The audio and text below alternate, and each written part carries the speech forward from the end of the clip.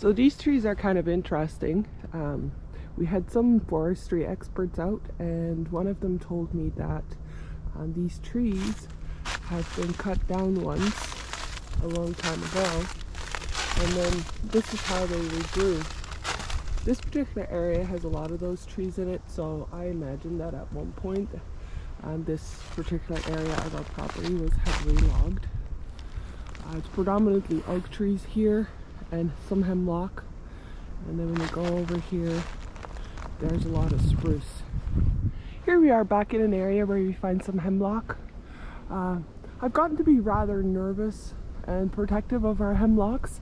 There's a new fungal infection in town, I think it was found in the Windsor area, that is very rapidly killing hemlocks. I know lots of efforts are on their way to contain this fungus. Being that I'm walking through a woods that's got a lot of dead ash standing, dead as a result of the emerald ash borer, it makes me nervous and very protective of these magnificent hemlock trees that we have. The white pine are relatively easy to walk through because they have most of their needles and branches at the top and not so much at the lower end of things. The spruce, however, are nearly impossible to walk through without getting your hair caught and poked in the face, etc.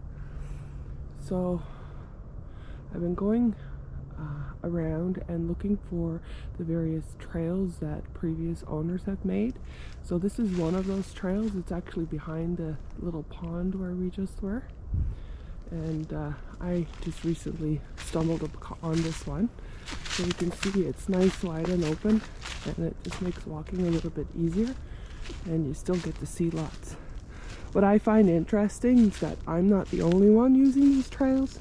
When I look around me in the mud and the little snow we have right now, I generally see a lot of coyote, fox, deer, rabbit, opossum, raccoon trails, and so I enjoy that I share these trails with all the other animals. So this is another one of those trails.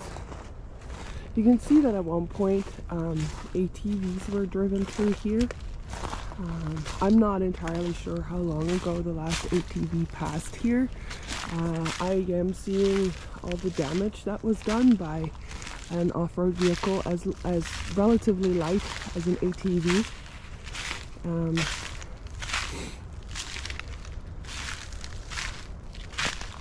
As we go down this little trail here, more ATV tracks visible. If you look here to the left, then I'm imagining this must have been a trail at one point too. I think the wheelbase is a little bit wider. It might have been a tractor, it might have been an ATV. Trees have already grown up in it, yet the damage is still very, very visible. It is for that reason we don't drive any vehicles or ATVs through the woods, and it is also for that reason that I'm vehemently opposed to any type of logging or even cutting over trees in this particular area. And then when you make your way through the spruce, obviously all machine planted, you walk up on where the spruce changes into the pine. And the pine is easier to navigate. But you can also see there's lots of pine that have fallen over. And those fallen over pines give the other pines some room to expand and catch more light.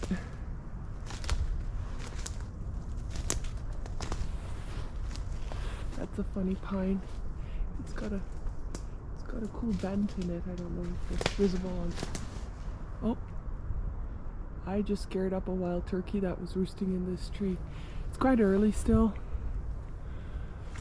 Yeah, something weird must have happened here. There's a bent one there, and then there's a bent one right beside it.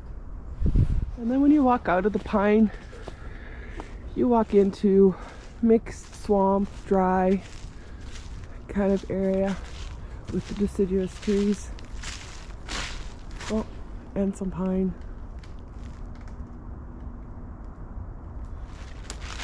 But still with a lot of fallen down trees. I don't know how many of these are ash. I am not that good with my tree identification, but you can see that these fallen down trees at their various stages of decomposition provide habitat for mosses and the fungi. Woodpeckers enjoy pecking holes in them to get the bugs out. So it provides a habitat for bugs and shelter for various mammals and also reptiles for the winter. And there's little footprints on here. So obviously the squirrels use this as a bridge to get across the wet.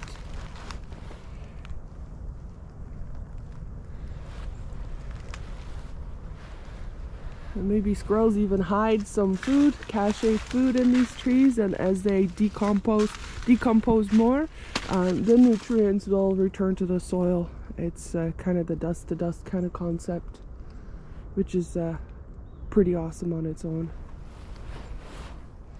We will be leaving all of these down trees. I was introduced to a management concept some time ago by a very smart lady, and she referred to managing by non-management, which I really think is the way to go, being that Mother Nature knows what it's doing. So we'll just let Mother Nature do her thing and monitor very non-invasively as she's doing it.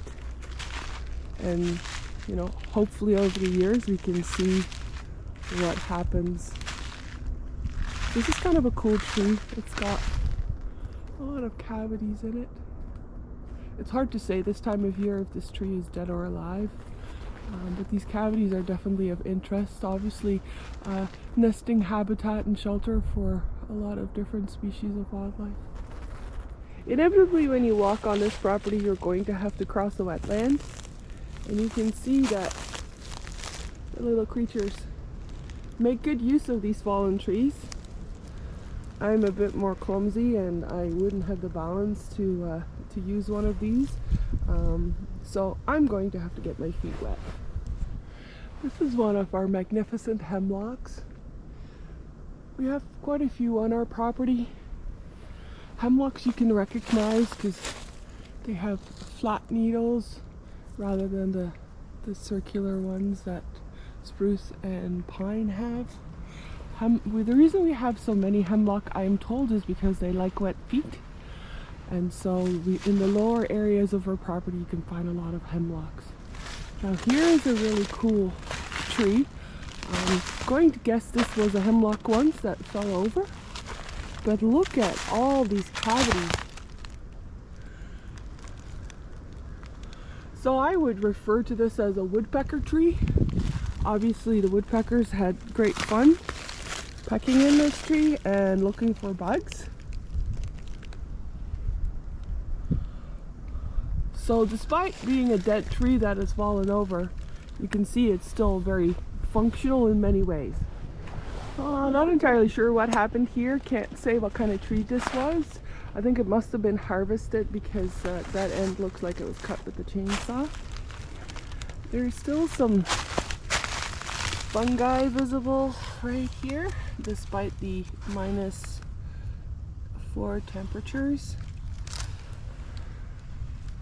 Another thing that I really enjoy is the various fungi that I encountered here.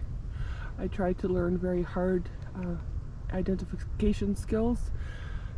It's really difficult. I also don't like picking them. A lot of them you have to pick and then look at under the microscope. I just kind of prefer to leave them where they are. Fungi experts, anybody? Welcome to our team. Well, then we're back to crossing a bit of another wetland. My trusty old boots need replacing, and they've got some pinholes, so once again designed to get my feet wet.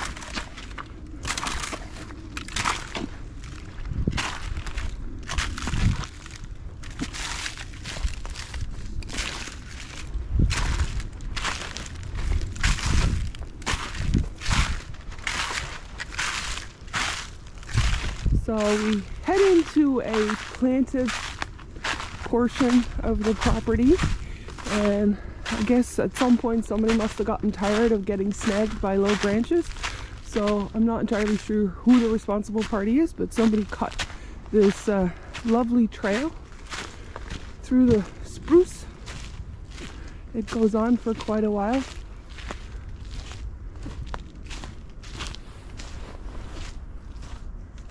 And then when you walk out of the woods, you walk onto this old path, which I imagine was an old tractor path. Maybe they used this path to bring the machinery in to machine plant all these trees. And it's lined with beautiful oak, old oak and hemlock. And it makes for a beautiful walk. Even the sound is beautiful if you look at all the leaf litter. And then before you know it, you walk back into the accidental meadow.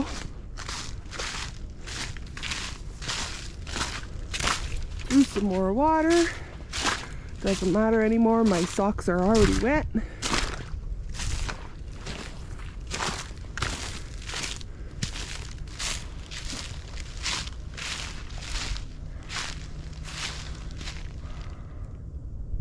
And then there is that.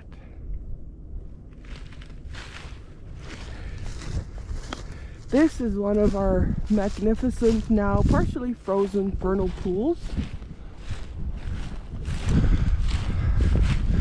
If you look, you can see that the vegetation kind of changes. I spent some time this summer trying to identify the various sages that grow here. I got a field guide. Turns out it's really difficult to identify sages. Luckily we do have some experts on our team, and we'll be spending some time with these vernal pools and identifying the various species of amphibians that potentially use this for breeding. We have a lot of these vernal pools on our property. They have been previously cash cropped, so that will not be happening anymore. Vernal pools are not nearly as common as they need to be, so a lot of species that use these vernal pools are nearing being on the endangered species list, or already are.